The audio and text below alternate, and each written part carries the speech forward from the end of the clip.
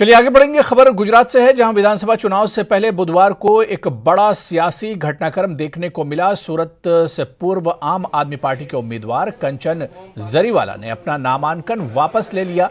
उन्होंने दिल्ली के उप मुख्यमंत्री मनीष सिसोदिया समेत आम आदमी पार्टी के तमाम नेताओं के आरोपों को भी खारिज कर दिया, जिसमें जरीवाला को किडनैप करने और परिवार वालों को धमकी मिलने जैसे गंभीर आरोप लगाए गए थे। जरीवाला ने कहा कि उन्होंने किसी के दबाव में नामांकन वापस नहीं लिया है और न इसके लिए उनका या उनके परिवार का अपहरण किया गया था। पार्टी की अंदरूनी गुटबाजी और लोगों के आम आदमी पार्टी के खिलाफ आने वाले ओपिनियन के चलते और पारिवारिक कारणों के चलते नामांकन वापस लिया है।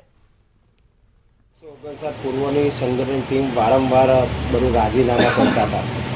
बीजी वस्तु है, मारा बूथना कार्यकर्तानी बहुत मोटी मांगनी थी पैसानी, तो पैसानी मांगनीना कारणे हूँ एटलू बड़ो सक्षम नहीं 80 लाख के 1 करोड़ रुपया खर्चो कर सकूँ। लोकोनी मांगनी एटली बड़ी मोटी थी तो मारथी थई सके एवी परिस्थिति पण नहीं थी। एना माटे मैं मारू आ फॉर्म पाछू खेंचो।